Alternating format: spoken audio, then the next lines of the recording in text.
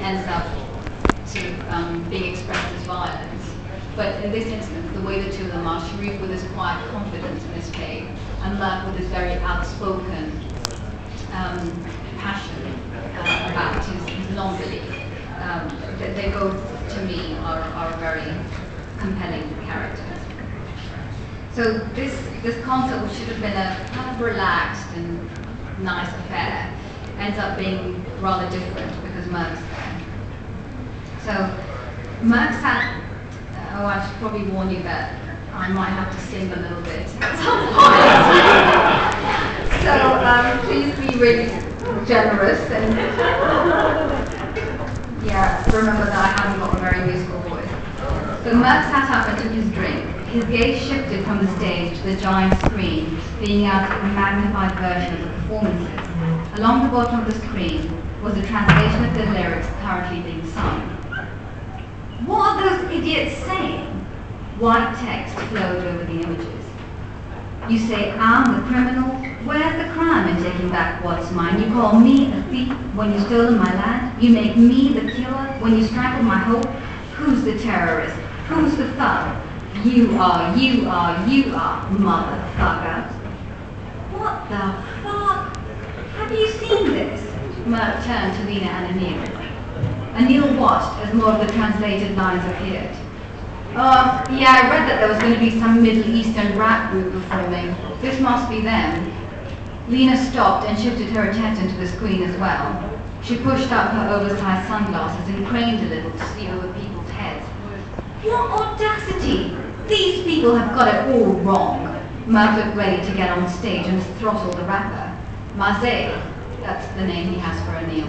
Mazé, I'm telling you, these people just want to take over the world. You get me? They won't be happy until every woman on the globe is dressed in a chador, so that our streets look like they've been filled with a plague of black clouds. All right, man, this isn't the place for your wasti-wasti. Speaker's Corner's in Hyde Park. Anil kept his tone light, but he was conscious of everyone around them. There were all kinds of people in this crowd, including some who wouldn't stand for such opinions.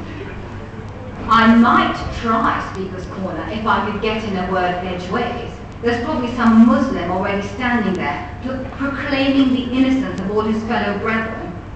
Merck seemed unconcerned that he might be overheard. Okay, Juana, just take it easy, yeah? Anil glanced at Lena. She was sitting on her heels, her biscuit-colored sundress rumpled under her bottom. There was disbelief on her face. All these slighted Muslims are hogging the pulpits at the moment. Poor them, Merck raised the pitch of his voice. They feel upset and offended that everyone is associating Islam with violence. What a strange and unreasonable thing for people to do, huh? Can we discuss this another time? Anil was thankful that the music was masking his friend's statements. He just noticed a group of young Asian guys sitting a couple of meters away. They could be Muslims, for all he knew. Calling other people terrorists after what they themselves have done. These people are unbelievable. Merck drained the wine from his glass and reached for the bottle to refill it. I wish you'd stop saying these people. You're always lumping all Muslims together. Lena's bottom lifted off her heels and her arms went to her hips. For a moment she was looking down on Merck, but he changed position too, so that he was squatting in front of her. Just then the act came to a close and the crowd started applauding. Many of them even rose to cheer the singer, including, Anil noted, the Asians to their left. Merck waved a dismissive hand at the stage.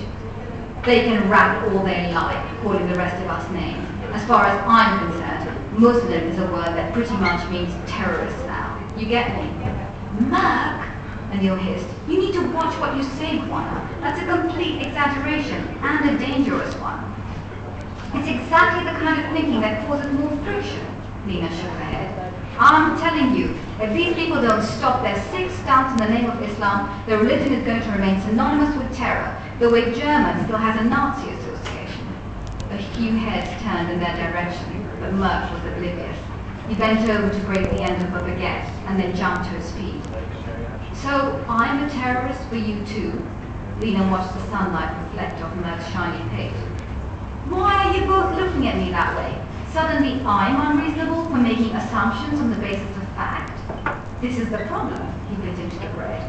Crumbs fell like hail onto his shorts and the thick plank Lena and Neil exchanged glances. He could see blame in her eyes. She hadn't wanted Merck to come with them this afternoon. He was beginning to regret it as well. He wished the next band would hurry up and start, so that Merck wouldn't be so easily overheard. Instead of getting upset with me, Merck was off again, why aren't you getting upset with all those terrorists who came to do all this shit in Allah's name? A couple of guys on their left began openly staring. I can't believe it. You sound like you hate all Muslims. That's so stupid, Lena got up. I'm certainly not feeling too kindly disposed towards the Allah fans right now. And don't give me that shock look. Why should I pretend? Merck got even louder. I feel aggrieved that you're not more anti those bloody fundies. Your fellow believers are so ready to take offense and burn effigies of anyone who criticizes them. But why don't they have the same reaction to Osama bin Laden and his crew? Why aren't any of you burning his picture? Merck lifted his eyebrows and pulled his lips together.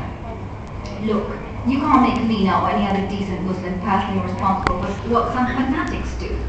Anil deliberately raised his own voice. From the corner of his eye, he could see the Asian boys conferring and sending more ugly stares their way. Why don't you let her speak for herself? Merck reached down and cut himself a slab from the lob of goat's cheese. Lena wondered how he could keep on eating while pursuing such a topic.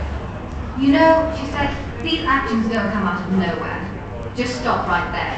He pointed the cheese at her. Don't start giving me any bullshit about deprivation, globalization, American military bases, or any of that maneno. Nothing justifies killing innocent people. You get me? Whatever your cause, there are legitimate outlets for the expression of frustration. And murder, as far as I'm concerned, is not one of them. Not in anybody's name.